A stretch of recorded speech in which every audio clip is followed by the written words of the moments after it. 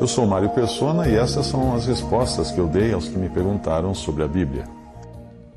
Você já deve ter visto que eu não pertenço a qualquer denominação religiosa, mas eu me congrego sim com outros irmãos somente ao nome do Senhor Jesus e reconhecendo o corpo de Cristo, a igreja, como a igreja. Ou seja, o corpo de Cristo é aquele que inclui todos os salvos, todos os que creram em Jesus, mesmo aqueles com os quais eu não estou congregado, ou não tenho comunhão quando eu congrego. Quanto à sua pergunta, o único templo que Deus reconhece é o templo de Jerusalém, que agora não existe mais porque foi destruído. No início da igreja, a partir de Atos 2, os primeiros cristãos ainda não tinham entendimento de que deviam se apartar daquela forma de coisas que pertenciam ao culto judaico. Isso depois seria melhor explicado nas epístolas aos Hebreus. Por isso que em Atos, no começo, você percebe que eles continuaram a frequentar o templo de Jerusalém. Porém, mais tarde, nós já os encontramos se reunindo em casas. E foi assim que aconteceu durante séculos, até o Império Romano adotar o cristianismo como religião oficial do Império e transformar o culto cristão em uma mescla de judaísmo, cristianismo e paganismo.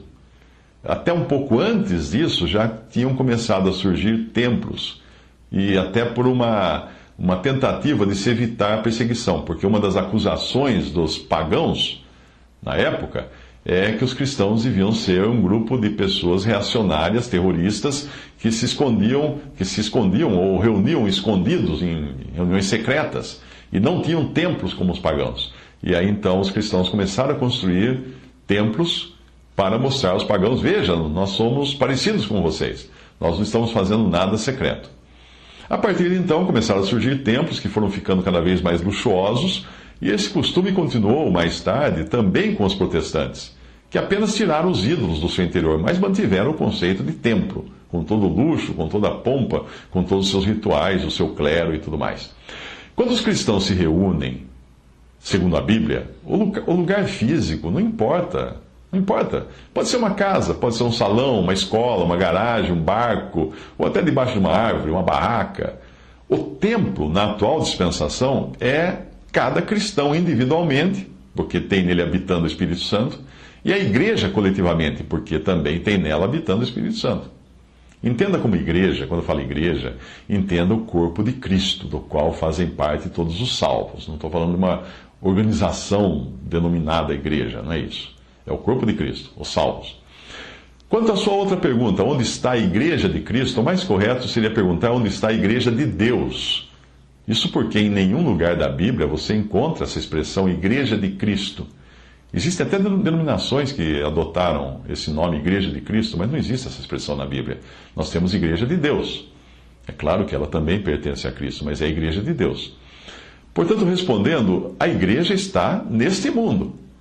Se você mudar a sua pergunta para onde estão as forças armadas, você entenderá melhor, porque dificilmente alguém poderá especificar um local físico onde estejam concentradas todas as forças armadas.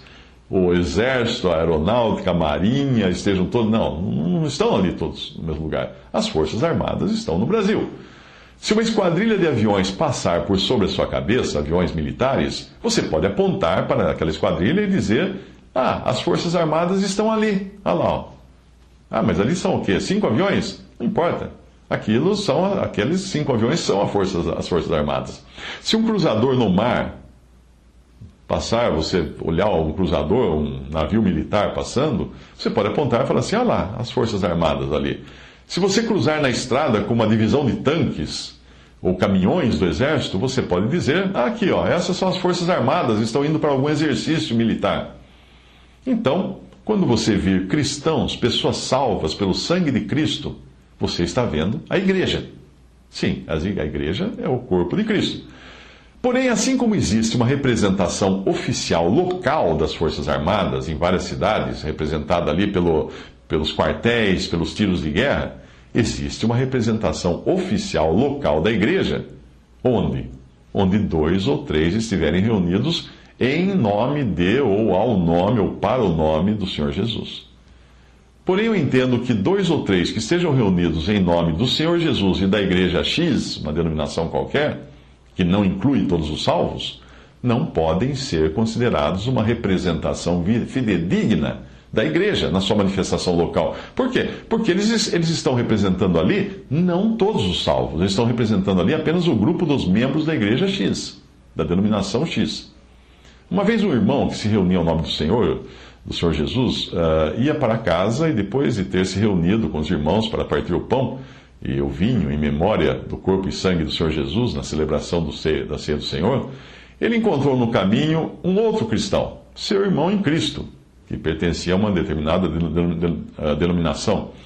E aí ele disse para esse irmão: olha, hoje eu vi você lá conosco, enquanto eu estava participando da ceia do Senhor.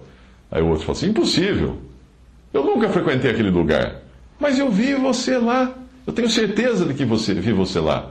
Você estava no pão que nós partimos. 1 Coríntios 10, 16 a 17 diz: porventura o cálice de bênção que abençoamos não é a comunhão do sangue de Cristo? O pão que partimos não é porventura a comunhão do corpo de Cristo? Porque nós, sendo muitos, somos um só pão e um só corpo, porque todos participamos do mesmo pão.